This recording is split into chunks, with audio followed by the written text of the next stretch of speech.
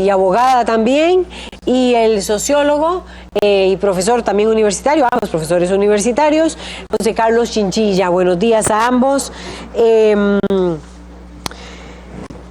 En esta etapa en la que estamos en este momento, José Carlos, voy a iniciar con usted. ¿Usted podría considerar que está, digamos, en juego, porque también hoy inicia funciones o retoma funciones la Asamblea Legislativa? ¿Qué está en juego en este momento? ¿Hay una situación de crispación social, sí o no? Y hay posibilidades de que esa fisura que se siente a nivel nacional se pueda de alguna manera reducir con este proceso de diálogo que empieza desde el viernes. Formalmente, por lo menos. Sí.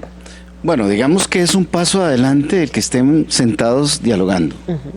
Sin embargo, hay que reconocer de que los interlocutores no siempre tienen la capacidad y la fuerza para representar esta gran diversidad de grupos que están inconformes, haciendo solicitudes, presionando para lograr objetivos, y por lo tanto hay un problema, digamos, de parte de todos los sectores, de tener representatividad y de tener el gobierno certeza de que con las personas que dialoga son los grupos que efectivamente pueden de alguna manera volver, digamos, a la tranquilidad social. Por otro lado, la Asamblea Legislativa, yo creo que lo que puede hacer es encrispar esto. ¿Por qué lo encrisparía? Porque siento que hay no solo siento, es verificable que hay una gran separación entre esa Asamblea Legislativa y las preocupaciones de la gente y de los grupos sociales que hoy en día están manifestándose en distintos espacios. Y esa distancia que hay entre esa clase política y la gente, lo único que puede provocar es una mayor indignación y una mayor necesidad de la gente de manifestarse por canales no institucionalizados. El problema de fondo es que esta democracia no está funcionando porque los agentes centrales que deberían de representar esa diversidad de grupos no lo están haciendo. Y más bien, desde mi perspectiva, la Asamblea Legislativa, al igual que... Los agentes centrales, ¿se refiere usted, por ejemplo, a los ministros, a los jerarcas? Y a los mismos diputadas y diputados de este país. Creo que ha habido una alianza muy consistente entre diputadas, diputados y gobierno que no han entendido y comprendido que efectivamente existe en esta sociedad una gran cantidad de grupos de presión que no tienen niveles de organización, pero sí de necesidades irresueltas. Y que mucha de la línea que se ha llevado en el último año va contraria a los intereses de estos grupos. Con el agravante de que otros sectores sociales que podrían aportar significativamente, económicamente, para que el Estado tuviera mayor solidez y pudiese el Estado dar más respuesta a lo que las necesidades sociales de estos grupos tienen, no están siendo incluidos, por ejemplo, en el pago de los impuestos o en otras medidas restrictivas. Sara Barrios, politóloga, primero que todo quisiera preguntarle, ¿está el país en una situación de crispación social? ¿Se mantiene ese estado de situación de crispación social? ¿Cómo lo ve usted como politóloga? Buenos días. Muy buenos días, Laura, y muchísimas gracias por la invitación. Muy buenos días, don José Carlos. Bueno, particularmente yo pienso que sí, que hay un estado de crispación social que ha sido utilizado por algunos grupos que incluso no tienen claras sus demandas. O sea, me parece que como diría don Víctor Ramírez, se montan todos en una carreta ahí de una orgía populista, donde en realidad hay grupos que ni siquiera tienen claro qué es lo que están demandando. Por ejemplo, tenemos hace 2 semanas un grupo de traileros que pedían la dimisión del ministro de Educación Pública, y uno dice, bueno, ¿y qué tienen que ver los traileros con el ministro de Educación Pública? Acá el ministro de Educación Pública, bueno, ahora qué es lo que más quieren, porque el problema, y parte de eso lo toma ahora don José Carlos, es que cuando usted está negociando necesita interlocutores que tengan una legitimidad con sus bases, que sean representativos y que los acuerdos o las negociaciones que se llegan puedan tener algún sustento, algún resultado. El problema es incluso como otro grupo que tenemos, que no sabemos cuán representativo es, como los estudiantes, que ahora de lo que se quejan es de una prueba como las pruebas FARO, que yo no sé si a ciencia cierta tienen claro de qué significa, qué implica. Dicen que no quieren hacer las pruebas FARO y que se vaya la ministra. En menos de 24 horas de haber sido nombrada la señora, queremos que se vaya, ¿verdad? O sea, no hemos tenido chance ni siquiera de escucharla cuando ya queremos que esta se vaya. Entonces, negociamos con la ministra 3 horas y después decimos, no, mire, es que las bases dicen que no, que quieren cerrar los colegios. Y tal vez hay que recordar, aquí se me sale el abogado, porque hay que recordar que yo en un sistema democrático, en un estado social, democrático y de derecho, está el principio de la libertad, ¿verdad? Yo tengo la autonomía, la voluntad, tengo el principio de libertad, tengo el derecho de poderme quejar, el derecho de demandar aquellas necesidades insatisfechas, pero respetando la ley, el orden público, la moral y los derechos de terceros. Es decir, a mí me parece impresentable que vengan a salir estudiantes de secundaria diciéndome que van a cerrar colegios y eventualmente, junto con los colegios, la posibilidad de otros estudiantes que quieran estudiar, ¿verdad? O que incluso hagan uso. Salieron en las imágenes, Sara Barrios, que estaban ingresando normalmente a las escuelas. Por eso, pero digamos, ese es el decir del grupo que supuestamente representa a la población de secundaria. Ellos se autodenominan, por lo visto entonces, que son los que representan a las bases de secundaria. Entonces, qué difícil cuando sus interlocutores no tienen esa representatividad, ¿verdad? O esa legitimidad, porque entonces, ¿con quién converso? ¿Con quién hablo? ¿Con quién negocio? ¿Verdad?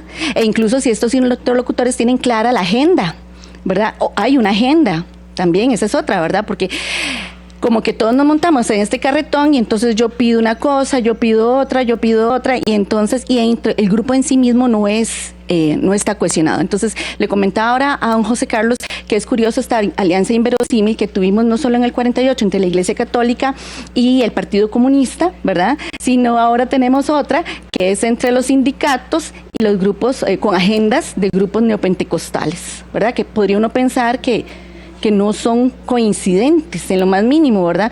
Pero hay como una mezcla, ¿verdad? Amorfa de demandas. Ahora, ¿existe esa crispación social o es que hay ciertos grupos que les interesa que pensemos que hay una crispación social? Claro que sí, que hay demandas insatisfechas, pero siempre las hay.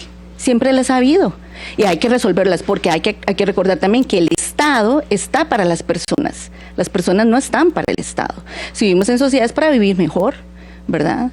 Ahora lo que hablaba don José Carlos es curioso, ciertamente tiene razón, hay como un divorcio entre las demandas de gran parte o algunas partes de la sociedad civil en los representantes en la Asamblea Legislativa, pero vean que una fracción muy robusta que hubo en la anterior administración era la del Frente Amplio, ¿verdad? Que fue una fracción bastante grande, ¿verdad? 8 diputados. Sí, y en esta quedó solo uno, es decir, el electorado, ¿verdad? Porque podríamos pensar que la oferta política que presenta el Frente Amplio responde a las necesidades, digamos, de los grupos trabajadores, de los agricultores, no digo que los otros grupos no, pero digamos que su oferta política va dirigida a estos grupos. Pero el electorado escogió solo un diputado. Entonces también, José Carlos, sería muy interesante poder conversar y hablar de este fenómeno, ¿verdad? Que en vez de crecer la fracción de un partido como el Frente Amplio, casi desaparece. Ahora, desapareció también la de don Otto Guevara, ¿verdad? Entonces, Por eso, pero en este momento usted dice, bueno, no la hay, eventualmente no la habría, cree Sara Barrios, o son grupos, usted decía, grupos que eventualmente están haciendo creer que hay una crispación social. José Carlos dice que sí la hay, porque hay una serie de sectores que no están teniendo respuestas. El sector de los pescadores tiene un planteamiento específico, claro. Las observaciones que yo le escucho a usted, Sara Barrios, van muy directo hacia lo que son las demandas prácticamente del sector de la educación. Sí, lo que pasa Aunque es que ahí está la ley de educación dual. sí, ahora, y recordemos que la educación dual, el proyecto de ley de educación dual propone que esta sea voluntaria, es decir, el estudiante que no quiera entrar dentro del programa no tiene por qué hacerlo, ¿verdad? Entonces, ¿que hay una crispación social? Sí. Yo pienso que sí, que es cierto. Ahora, pero que es atizada, que ha sido sobredimensionada por algunos grupos, me parece que sí. E incluso que hay algunos grupos que se han valido de esto para tener ideas como golpes de Estado, ¿verdad? Que ya vimos que estas son personas que tienen no solamente tienen un historial delictivo extenso, ¿verdad?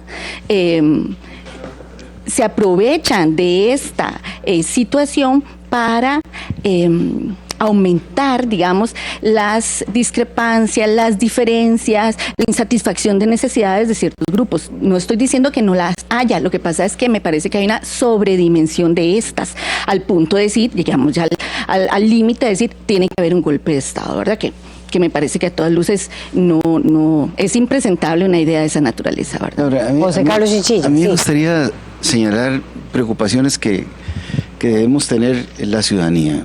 Por un lado, creo que el gobierno se ha debilitado y eso es un problema porque al debilitarse el gobierno, alguien llena esos espacios. Al debilitarse y delegitimarse la clase política y la política, alguien llena esos espacios. Y por otro lado, también hemos visto cómo puntualmente alguna dirigencia, ya sea sindical o de grupos diversos como cámaras o trabajadores o estudiantes, también tienden a debilitarse en la capacidad de dirigir al llegar a acuerdos y luego no poder darle continuidad. Eso ocurrió con el caso de los trabajadores, de los transportistas, perdón, y está ocurriendo con el caso de los estudiantes. Y en este escenario, los vacíos de la política los está llenando otros elementos como sería la religión, por ejemplo. Es decir, elementos de corte religioso, ¿verdad? No digo instituciones religiosas, pero sí hay un elemento de ese tipo. Y el otro aspecto es que el gobierno, al debilitarse, va a tener que tomar nuevas alianzas. Y esas alianzas pueden ser contrarias al discurso original de un gobierno que va a poder permitir al país un repunte de la economía, una disminución de la desigualdad social y la atención de los diversos problemas que tiene el país. En este escenario, digamos, tenemos el problema de que hay grupos muy organizados y muy consolidados, por lo menos muy claros en sus intereses, que pueden ser grupos económicos poderosos de este país, medios de comunicación poderosos de este país, que sí tienen una ruta muy clara y tienen una serie de alianzas que les ha permitido de alguna manera impulsar un proyecto, digamos, basado en el equilibrio fiscal, basado en el deterioro de las condiciones de trabajo del sector público, pero que no han podido responder, digamos, en un campo que le es muy suyo y propio, como es el campo del trabajo. Pocas veces como ahora el país ha tenido un desempleo tan grande y un empleo de tan baja calidad también, como es el sector informal de la economía. Esos problemas estructurales a los cuales el Estado debería de atender, no los puede atender porque es un Estado débil en sus relaciones con los grupos sociales que le podrían dar el impulso necesario para impulsar proyectos. Y eso es lo que usted cree que está sucediendo en este momento, José Carlos Chinchilla. Así es, ese es el problema. Sara Barrios, ¿comparte esa opinión? Sí, en parte. Recordemos que incluso a pesar de que don Carlos Alvarado llega al poder con una votación masiva, es como una reacción a que no que quedara necesariamente Carlos Alvarado, sino que no quedara otro candidato, ¿verdad? Entonces eso es como un grupo muy volátil, dirían algunos, ¿verdad? Son como una alianza muy endeble. No voto necesariamente por vos, pero jamás voy a votar por el otro, por eso es que voto por vos. Entonces es como muy difícil la situación. Ahora bien, ¿qué es lo que pasa en este momento? Y pienso que don José Carlos toma parte, que ese es todo un gran tema, Laura, es un tema muy grande, de que en la actualidad todavía hay un porcentaje importante de la población que piensa que Carlos Alvarado está en la silla presidencial producto de un fraude electoral. ¿Verdad? O sea, si escuchamos a la gente, algún sector del electorado piensa que don Carlos Alvarado estaba producto de un fraude electoral del cual el tribunal es parte, etcétera, etcétera. No estoy diciendo que sea así, lo que estoy diciendo es que la percepción de cierto grupo de personas. ¿Por qué? Porque en esta elección, como nunca antes, hubo un elemento que irrumpe en la escena política. ¿Cuál? La religión. Bueno, y ahora, Sara, perdona que le interrumpa, está también el tema de ese componente, y ustedes lo decían, ese componente, ustedes lo decían muy claramente, dentro de lo que fueron estas protestas. A 1 año y 3 meses, me parece, junio, julio, sí, 1 año y 2 meses de gobierno. ¿Es esta la primera prueba de fuego del presidente, o la prueba de fuego más del presidente Carlos Alvarado? ¿Es esta o fue la aprobación del impuesto al valor agregado, o se creía que con la aprobación del impuesto al valor agregado que ampliaba la base tributaria y que hoy hay sectores, por ejemplo, de los acueductos municipales y de las asadas, que están diciendo que no se les cobre a ellos porque es más, no tienen ni cómo cobrarlo, o de los sectores de los pescadores, que la carne de pescado está dentro y quedó fuera la de cerdo y quedó fuera la de res, en fin? ¿Fue esa la prueba de fuego de Carlos Alvarado, o creía que ya la había pasado, o ha sido esta la prueba de fuego de Carlos Alvarado? Partamos de una cosa, permiso, José Carlos. Claro, partamos de una cosa. En ese aspecto el gobierno ha sido consecuente, ¿verdad? Porque creo que una de las cosas que quedó claro, al menos en la agenda de Carlos Alvarado, es que iba a haber más impuestos, ¿verdad? Y dentro del plan de gobierno estaba el impuesto al valor agregado. Que sí, que podemos pensar que el filete de pescado no tenga impuesto al valor agregado, pero recuperemos la idea de que también a quienes afecta sobre todo este impuesto al valor agregado a los profesionales liberales, que pareciera ser que históricamente no han pagado impuestos, ¿verdad? O los evaden más fácilmente. Entonces, ya con con la factura electrónica, el valor agregado, las personas que puedan, incluso en el caso de servicios médicos, cobrar este 4% que se les va a cobrar adicional, pedir la recuperación por parte de Hacienda, va a haber un control de este sector. Entonces, a mí me parece que sí, que podríamos repensar como sociedad, ¿verdad?, que la Asamblea Legislativa responda a los intereses de ciertos grupos más vulnerables, repensar el impuesto al valor agregado, pero recuperar también de aquellos sectores que históricamente pareciera ser, ¿verdad?, pero yo no tengo el dato muy claro, han evadido impuestos de forma histórica, ¿verdad?, que incluso se les ha convertido casi que en un deporte nacional. ¿Pero entonces, esa prueba de fuego? Me parece que no, me parece que incluso toda esta administración va a tener una prueba de fuego, ¿verdad?, porque incluso hay proyectos más adelante que pueden generar más crispación. Por ejemplo, el proyecto de ley del empleo público, bueno, está ¿verdad? Por eso, en este momento, ¿verdad? Vamos apenas, vamos primero con el valor agregado. Va el de servicios esenciales, donde se prohibiría el ejercicio del derecho de huelga, ¿verdad? Y después el de empleo público, por ejemplo. Entonces, no necesariamente esta va a ser la única prueba o el único momento en que este gobierno pueda sentir, ¿verdad?, un remesón importante. Y de nuevo, las alianzas y el sustento de este gobierno es evidentemente frágil, ¿verdad? Y dentro de un contexto de una sociedad altamente polarizada, pero también con unos elementos religiosos que yo pienso que a veces los hemos pasado por alto y que es importante tomarlos en cuenta, ¿verdad? Si usted tenía claro que el otro candidato era el elegido, era el ungido, y de un momento a otro no gana, y es un fraude electoral y es una actuación del maligno, del enemigo, etcétera, etcétera, ¿verdad? Entonces, no es tan claro, ¿verdad? No es tan claro. E incluso hay una alianza tácita, me parece a mí, entre la Iglesia Católica y la Iglesia y los grupos neopentecostales, ¿verdad? Entonces, también, y la Iglesia Católica a su vez con su propia agenda, pero que comparte agendas con estos otros grupos. Está participando hoy en el encuentro social multisectorial, ¿verdad? Y está participando también la Defensora de los Habitantes. Sí, José Carlos Chinchilla. Digamos, yo en realidad, yo pienso que el problema no es, yo creo que la gran mayoría está de acuerdo en que no hubo ningún problema de que el presidente llegara a ese puesto por una vía ilegal. Yo creo que la mayoría de la gente no, estamos de acuerdo, claro que sí. Y pienso que el gran logro de este gobierno, desde su perspectiva, fue lograr el paquete fiscal, digamos, con todas las medidas de regla tributaria, etcétera, etcétera. Pero a la vez, ese es el detonante de otra cantidad de reacciones que tiene que tener necesariamente los grupos que se sienten afectados por estas medidas fiscales y por estas reglas que van a regir la institucionalidad costarricense. Porque eso acontece en un momento donde la economía empieza a decrecer y los problemas sociales a agravarse, fundamentalmente por el tema del empleo, pero también por otros que se vienen arrastrando a través del tiempo, que tienen que ver con oportunidades reales para el buen vivir. ¿A qué me refiero con esto?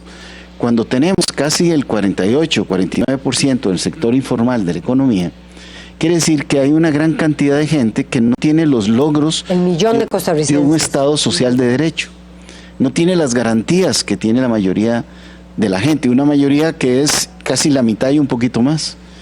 Y esas condiciones se van a expresar en la cotidianidad de la vida de la gente, y la gente requiere de un apoyo que no se lo da usualmente el sector privado, sino que se lo da el Estado. Parte de la paz social de este país es que el Estado ha podido contribuir con los sectores más vulnerables para que tengan una calidad de vida con dignidad.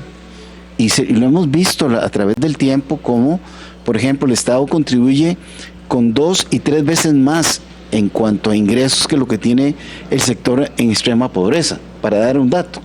Bueno, hoy en día esos sectores de alguna manera se sienten amenazados cuando, aunque sea un 1% en la canasta básica, se aumenta. Cuando los sectores medios tienen que pagar un 13% por servicios que antes asumían en el sector, por ejemplo, de la salud, o en el sector legal, o en el sector de los servicios en general. Estos elementos, digamos, van conformando como la ola reactiva a la decisión que tomó el gobierno en su mayor logro, que fue la aprobación del paquete fiscal. Pero ahora el gobierno tiene que asumir la parte que le corresponde, y es abrir los canales de diálogo que no se han abierto, sino hasta estos días, para poder entender cuáles son las preocupaciones reales de la gente y cómo responder desde el gobierno con soluciones a problemas que la gente vive en su inmediatez. Por ejemplo, el tema de la pesca. Ya vimos, hay una primera respuesta, se van a dar 600 permisos de pesca. Eso a uno le suena positivo, de que está el gobierno reaccionando frente a demandas. Creo que igual que ese tendrá que responder a otras. Sin embargo, hay unas en las cuales no lo podrá hacer, porque es un gobierno que, a pesar de los logros que obtuvo, sigue atado a una clase política que solo le otorgó 1.500 millones en bonos, en eurobonos, pero los otros 4.500 no se los ha dado, para que el gobierno no emprenda una tarea, digamos, de respuesta social como la que debería emprender si tuviese todos esos recursos. Esa es una lectura de esta realidad. Bueno, tenemos que irnos. Le agradecemos muchísimo a Sara Barrios, politóloga, y a José Carlos Chinchilla, también sociólogo, profesores universitarios, por ponernos en perspectiva todo el proceso de negociación, lo que ha pasado con las distintas protestas, las que hay para el día de hoy, y bueno, comprender un poco lo que estamos viviendo en esta coyuntura social del país. Y a ustedes también por acompañarnos aquí en la revista. Quédense con Cinar Costa Rica Medios. Muy buenos días.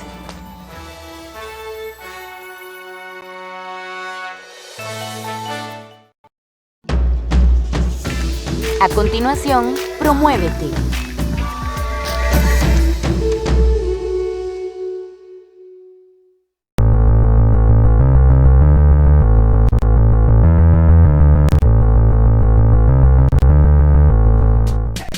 Muy buenos días, bienvenidos a su programa Promuévete, a su clase de cardio dance desde el Centro Integral de Acondicionamiento Vida Óptima, ubicado en Tibás.